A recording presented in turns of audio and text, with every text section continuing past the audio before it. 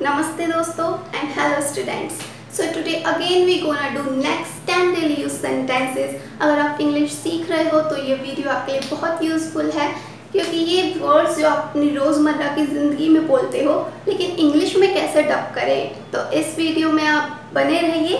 Keep watching till the end. चलिए video start करते हैं. Let's get started. सोच समझ कर बोलो, समझे ना, पता है ना किससे बात कर रहे हो, ठीक है. तो जो आपका फर्स्ट एग्जांपल है वो इसी से रिलेटेड है, आपके थोड़े घमंड को दर्शाता है ये. तो चलिए इंग्लिश में कैसे बोलोगे आप. Think before you speak.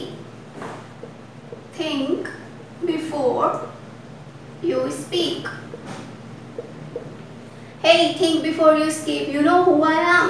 Okay, we come to next one. दाल में कुछ काला है. दाल में कुछ तो काला है. आज तो बहू ने पूरी दाल ही काली कर दी. ठीक है, मुहावरे का अर्थ तो आप जानते ही हो, पर इंग्लिश में क्या होगा. Something is fishy. Something is fishy. ऐसा जानते हुए भी तुमने मुझसे झूठ बोला, तुमने मुझसे बात छुपाई, ये जानते हुए भी कि मैं झूठ बर्दाश्त नहीं कर सकती. हाँ, तो कैसे बोलोगे इसको. ऐसा जानते हुए भी, knowing this. Knowing this, you told me truth. Knowing this, you told me lie. Knowing this, you hide the reality of this fact. Okay? ऐसा जानते हुए भी तुमने ये किया, वो किया, whatever. फोर्थ. अब देखो, फोर्थ जैसा दिख रहा है ना, इंग्लिश में आप उसको वैसा बोलोगे नहीं, ठीक है. Because English conversation is such a topic in which you unable to convert all the Hindi words into English. ठीक है, इंग्लिश स्पीकिंग एक ऐसा सब्जेक्ट है इंग्लिश, जिसमें कि आप हिंदी लैंग्वेज के सारे वर्ड्स को इंग्लिश में ट्रांसलेट नहीं कर सकते. क्यों. बिकॉज इंग्लिश की अपनी एक लिमिट है, अपनी एक मर्यादा है बोलने की. ओके, सो उसको आपको बनाए रखना होगा और इसको आप उसी वे में बोलोगे. टोटली हिंदी ट्रांसलेट इसमें हम नहीं करेंगे. मुझे इंग्लिश का ई भी नहीं आता. Now I am giving you 2 sentences and you have to choose which one is right. ठीक है, इसके लिए मैं आपको 2 सेंटेंस देती हूँ जिसमें से आपको चूज करना होगा दोनों में से कौन सा राइट है. फर्स्ट, इसके लिए मैंने लिखा even I don't know E of English. Then मैंने लिखा even I don't know ABC of English. All right. So now let's choose and do comment which one is right. तो आपने तो अब तक चूज कर लिया होगा. नाउ मैं आंसर जो है डिस्क्लोज कर देती हूँ. Even I don't know ABC of English, this one is the right. Okay, अगर जब भी आप इस तरह से बोलोगे, भाई मुझे तो इंग्लिश का ए भी नहीं आता. ओके, कैसे बोलोगे. I don't know ABC of English. ABC he show करेगा कि आपको इंग्लिश सब्जेक्ट का कुछ भी नहीं आता. Okay, you don't know even a single alphabet of English subject. इसलिए आप इस तरह मत बोलना, ये रॉन्ग वे है and this is the right way. Now come to next 6 examples. इन दिनों मेरी जेब खाली है. क्या है. खाली, पैसे ही नहीं है. इन दिनों मेरी जेब खाली है. So I am out of pocket these days. ठीक है, these days इन दिनों के लिए मैंने लिखा है. You can also use here nowadays. ठीक है, आप यहाँ तो nowadays भी बोल सकते हो. nowadays किसके लिए. आजकल के लिए. आजकल मेरी जेब खाली है. I am out of pocket nowadays. अब ये nowadays इसको आप पहले भी लगा के बोल सकते हो और एंड में भी लगा कर बोल सकते हो. But the impressive way is आप एंड में लगा कर बोलो. बिकॉज इंग्लिश में जितने भी टाइमिंग वर्ड्स होते हैं, सीन्स, फॉर, ठीक है, nowadays, टुमारो, टुडे, ये सब आप सेंटेंस के एंड में यूज करोगे तो ज्यादा बेटर रहेगा. बट इट्स योर चॉइस, आप जो है पहले भी यूज कर सकते हो.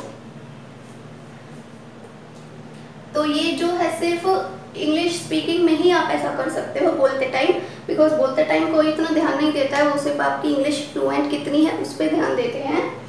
लेकिन अगर आप इंग्लिश कॉम्पिटिटिव इंग्लिश की आप तैयारी कर रहे हो तो इस बात का ज़रूर ध्यान रखें, इंग्लिश में जितने भी टाइमिंग वर्ड्स होते हैं वो ऑलवेज सेंटेंस के एंड में ही आपको लगाने हैं। जैसा आप चाहें, ठीक है, एज यू विश और एज यू लाइक, जैसा आप चाहें, ठीक है भाई। नेक्स्ट, मैं तुम्हें देखकर बहुत खुश हूँ। हे, मैं तुम्हें देखकर बहुत खुश हूँ।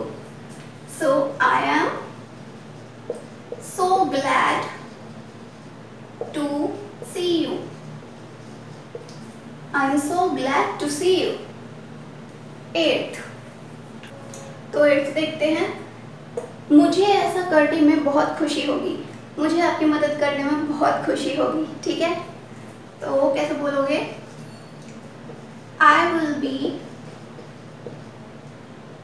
be glad to do this. I will be glad to do this. अगर आपको यहाँ मदद जोड़नी है, लाइक मुझे आपकी मदद करने में बहुत खुशी होगी, so I will be glad to help you. Okay, जो जिस भी टाइप का सेंटेंस आपको इसमें जोड़ना है वो आप जोड़ करके आप बना सकते हो। I will be glad यहाँ तक तो आपका सेम ही रहेगा, ठीक है। मुझे बहुत खुशी होगी, I will be glad. Like I will be glad to cook today, I will be glad to help you, I will be glad to meet you, I will be glad to teach you, whatever. मैं आपका आभारी हूँ, इसका क्या बोलोगे आप? I am thankful to you. I am thankful to you or I am grateful. Grateful to you. Last one is इधर उधर की मत हाको, मीन्स इधर उधर की बेकार बातें मत करो। Don't beat about the bush. Don't beat about the bush. So there were your 10 daily use sentences in this lesson, in this video. If you like the dialogues and sentences, so keep watching and do subscribe my channel for more information, for more informative videos.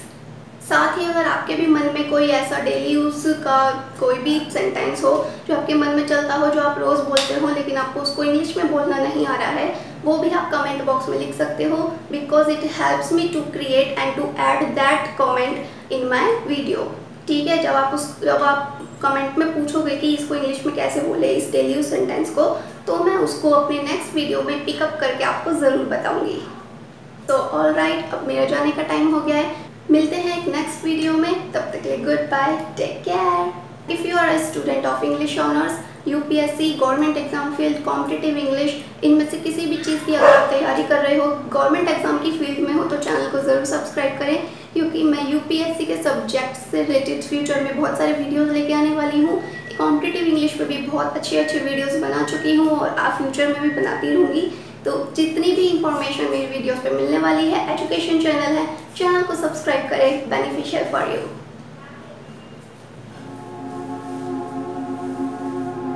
So students, if you're interested in horror, action and movies, so kindly and do visit on The Haunting of Hill House. Just watch it on the channel Environment Explained Beyond. तो पढ़ाई के साथ साथ अपनी life में थोड़ा entertainment भी लेके चलिए, जिससे आपको